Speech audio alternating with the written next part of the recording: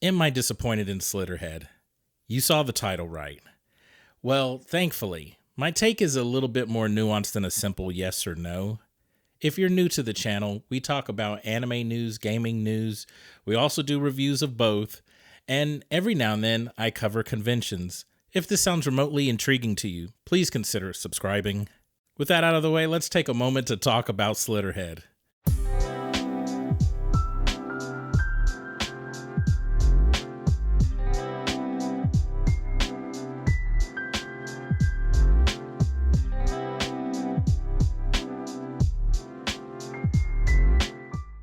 Ladies and gentlemen, welcome back to the channel. I am Ryofu, and you are watching The Gaming Harbinger.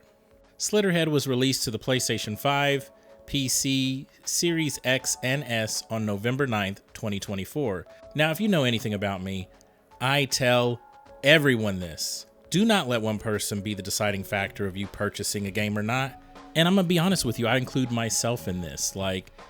I think it's very important to kind of have like a balanced perspective. And that balanced perspective, I'm not telling you to make this into a math thing. I'm just saying get multiple sources. I mean, this can also be applied to politics. It can also be applied to sports. It can be applied to a lot of things in life. So now that I've said all that, I do want to just throw this out here just to get your attention immediately. When I played the game for let's say a couple hours, I'm going to be honest, I was getting that feeling of oh no. Because when you play these type of games, it becomes very obvious to you that there is a smaller budget that they're working with as opposed to something that's AAA, maybe even something in the same case as a AA game. I think the sooner you accept that this is a AA game and not some AAA game and it's not a high budget game, I think the sooner you accept that, the more you can kind of see the game for what it truly is. The stories and the characters are engaging enough. You control an entity known as Night Owl. Initially, you don't know what you are or why you are here. You just come to the conclusion that you can take control of humans and animals. This takes place in Kowloon, which is one of the 3 main areas in Hong Kong. In this game, it is a bustling urban city that is now inhabited by Slitterheads. Slitterheads are these alien-like creatures that will take over a human body and will attempt to blend in with other humans. But whenever it decides to devour a human, or it feels threatened, it will sprout this tentacle-like head. Sometimes the head even looks a little more skeletal. Some of the more powerful ones will go a step further and turn into their full form.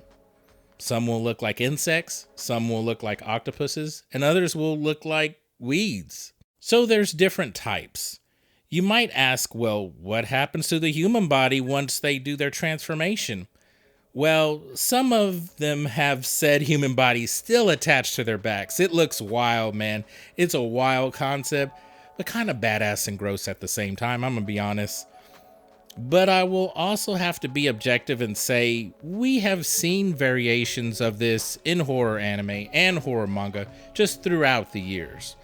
So I wouldn't exactly say it's an original idea, but I will say it gets cool points in my book. It really appears as if the Slitterheads are frightened by Night Owl and can sense he is just different from them. After saving Julie, Night Owl seems pretty set on learning more about Slitterheads and taking them out. Some of these questions will get answered the deeper you get into the game, but we'll stop here for now. Initially, the humans can be possessed to traverse to your destination, all the while using them in brief spurts of combat. I'm really curious to hear if anyone is familiar with a mechanic where maybe you controlled a team of people, but you could only possess one person at a time, and that was a major mechanic. Because, I mean, there's probably more than one, but there is one game in particular that this really reminds me of, and that is none other than Clive Barker's Jericho.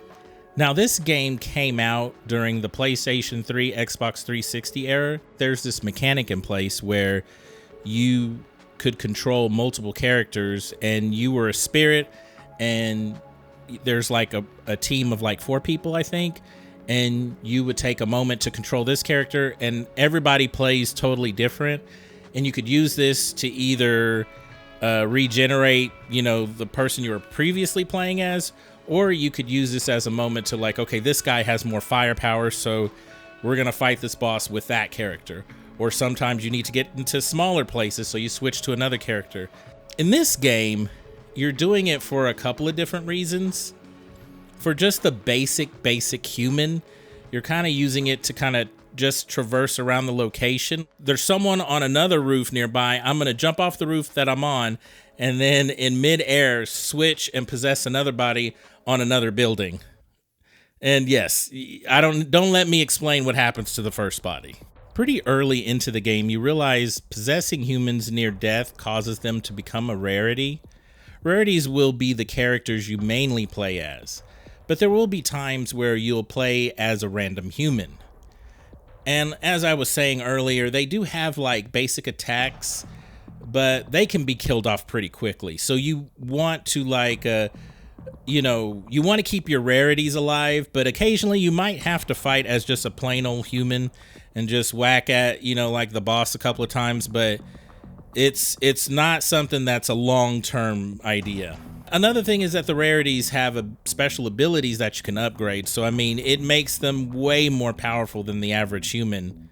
Also, when it comes to these rarities, you kind of get a peek into their lives, you learn their motivations, and how they got in the situation that they're in. So one of the things I enjoyed about the game is pursuing a Slitterhead. This is kind of like a chase sequence, and the Slitterhead is gonna just like jump, like extend his arm and like go like 100 feet in the air or whatever.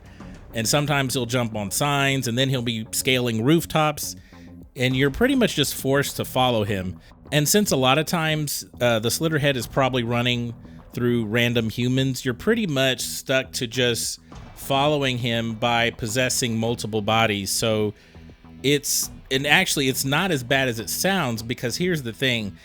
It creates this unique experience where for once in a game, it's like the enemy is at a disadvantage and you have all the advantage. And the reason why I'm saying that is because you can possess someone in the direction that he's running. So it's like you kind of cut him off in a sense, and you have a moment to, whack him a couple of times before he runs past you, and then you can just jump to the next body. And it's kind of entertaining, because usually when it comes to stuff like this being incorporated into a video game, it's usually the player that's running away in desperation, in complete panic. And instead, it's you that has the edge, that has the advantage, and all you have to do is just switch to a body that's running in the direction that the Slitterhead is running. I find it entertaining.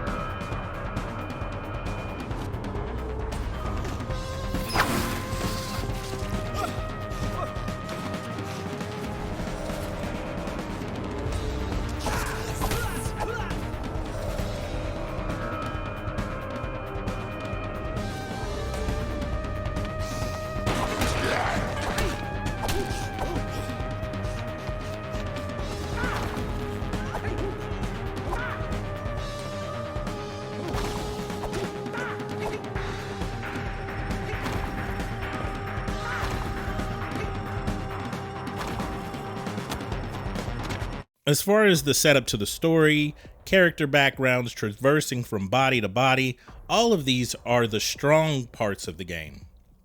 These are the things I liked. Unfortunately, there are a couple of things I didn't care for. So I know I'm going to say something that's a little controversial, and I mean, this is very reflective to not only, video game taste for me, but also anime taste for me. And like I said, just brace for impact. But the reality is that I really am not a fan of the art style for this game. If we had an Evil Within aesthetic, or if we had a Ghostwire Tokyo aesthetic, I mean, this game would be so sick. It would be so sick. If you've seen the anime Parasite, or even if you read the badass manga of Parasite, you have a pretty good idea of what like these creatures might look like. But when you see the colors for this game, the colors are, I don't know, to me it's almost like they're a little too bright when you see the enemies. I'm not feeling it. I'm just not feeling it. So what you have is kind of like this cartoony aesthetic. And like I said, it's not my style, but you know, it's not like a deal breaker or anything. Okay. So like I can still play the game and find enjoyment in it. But I will add, thankfully, at least because maybe we have this cartoonish art style and there's not like a whole lot of detail, the game runs pretty smoothly. It runs at 60 frames per second. When it comes to the story segments, they are presented in 3 ways. In-game graphics when it's the middle of a mission, cutscenes that have a little bit of polish, and lastly, static images mixed with text and graphical effects. Now, the downside to all 3 of these is that they include very little audio dialogue. This was another thing for me that I was disappointed in, because what you have essentially is text and the voice actor saying, You have stuff like that going on. And at first I was like, yo, what is this? Come on, man. But again, this kind of goes back to that thing, like what your expectations are going into this. So I had even created my own expectations, even though no one told me it was going to be this AAA horror game. It's like nobody told me that, but I thought it in my own head for some reason. But once you get past that, I started finding myself getting sucked into the world, getting sucked into the characters. It was really once I accepted the voice acting, the very limited voice acting, once I accepted that for what it was, I realized quickly that this wasn't even on the scale of a AA Fatal Frame game. I think in terms of the length of the game, it runs the course of like an average horror game. If you do a lot more of the side quests or you try to do all of them, you can kind of extend that time, but there's nothing really crazy here. I wouldn't necessarily say the game is super short. I would say the length you would expect for an average horror game. Combat is the area I am the least satisfied with. Some rarities hit fast with melee attacks, others use firearms like a shotgun or a chain gun. There is definitely a clunkiness to all of it. This is mainly due to you having to select an ability on the directional pad and then press the action button to execute it. I really think this could have been fixed with some simple assigning buttons to certain abilities and being done with it. Countering is something I enjoy doing in fighting games as well as action games. A perfect example for me is without a doubt Rise of the Ronin. If you can't at least counter on occasion, the game is going to feel punishing. But in this game, there certainly is an offness to the counter system in Slitterhead. You do get a heads up in a highlighted area telling you what direction to push, but it feels almost as if the timing is a tad off. Almost like you have to be earlier than what you would expect in order for this to work right. It's not a deal breaker, but you can see how the counter allows you to slow things down and you get additional more hits. So it's like, this is very helpful when you do get the counters. So bypassing it wouldn't be the wisest move. You kind of want to learn the counter system. When it comes to the rarities, like I said, they have special abilities. One of the first rarities you run across is Julie, and she's introduced pretty early on into the game, and she is very well-rounded. She has like these Wolverine-like claws that she uses to attack. And that's kind of one of the cool things about the game, that everyone has like this blood weapon, right? That's made from their own blood. And you know, for some people it's a staff, for some people it's claws.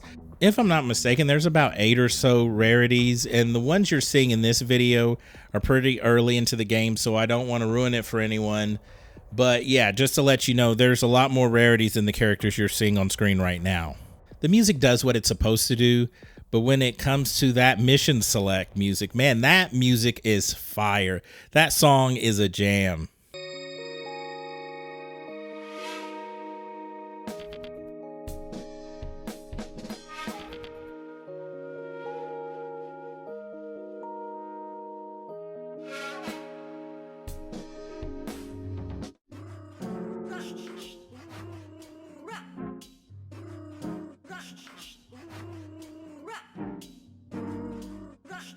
So I do want to cover a very important part of this video, and that is stating, who the hell is this game for? I think that's very important, so I'm going to put my opinion out there right now with this. So I'll just say this now, like, if you're one of those people that you like horror games, but when you think of horror, you only think of like Resident Evil and Silent Hill, and maybe you just play AAA games, yeah, this probably is not for you. If you like the strange and unique games of like the PlayStation 1/PlayStation 2 era, let's say something like Clock Tower or Siren, if you like quirky games like that, it's a possibility you're going to like this as well. And I do want to point this out that yes, obviously I love games like this. I love games that are experimental and willing to try and do crazy and wild things. But I am self-aware to acknowledge that games are way more expensive to make in this day and age. So it's not as simple. I don't want to even say it was simple back then, but there was a little more free reign to just try something and see if it works, even if you have a pretty good idea. But it's not so much now. Everybody's like really invested in making these super polished games. And it's like, if you're an indie game, there's so much forgiveness. If you're AAA, there's these huge expectations.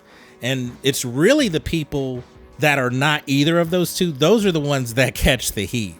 Because, I mean, what are we hearing about Rise of the Ronin? And a great example of this game, too. This game isn't really like an indie game, per se.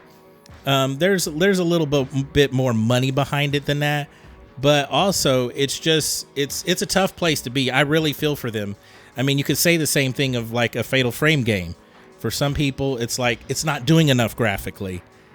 But if it was indie, there would be so much forgiveness for it. At the end of the day, everyone has the things that are turnoffs for them.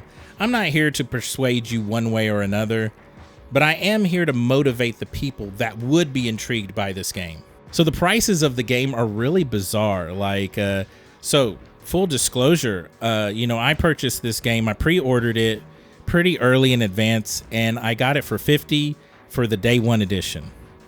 Now, what's weird is when I looked around recently, I saw the day one edition everywhere, and it's $60. But if you buy it digitally, it's $50. So I honestly have no idea what's going on. And if you're wondering, like, why are you bringing up the price of the game? Well, I'm mentioning that because I've heard quite a few people say, well, man, if this was $40, I might consider it. Or if this was $30, I would absolutely buy this game. So I think that's important because everybody, like, and like I said, again, I'm not trying to persuade you one way or the other, but I know there's some people, when they look at the way the game looks and everything, they feel like $50 is too much for me. $60 is definitely too much for me. And, for me personally, I'm satisfied with how much I spent on it. And like I said, I guess you could say since I pre-ordered it in advance, I guess I saved $10. Okay, cool. But really, I'm satisfied with that. I don't feel like, oh man, because of the way it looks, I feel like I paid too much. It should have been cheaper. I really don't feel that way at all, but I understand that some people do feel that way. So overall, I have enjoyed the game. I know it's definitely not for everyone, and it's definitely for a certain demographic of gamer. People that are really into horror games, people that are definitely into more of an experimental type of game.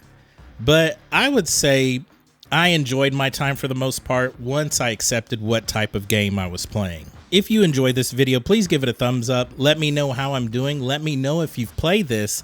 Let me know what you think, whether you loved it or you hate it or you're somewhere in the middle. Please let me know down in the comments. I really do think that there is a concept here, and I would love to see what they could do with this if they got to make a sequel, because I think there is a lot of potential here. Like I said, please let me know down in the comments what you thought. I saw quite a few of you subscribe due to my Slitterhead coverage, so I really would like to hear your comments down below. Anyways, thank you for watching the video to the very end, and I'll see you next time.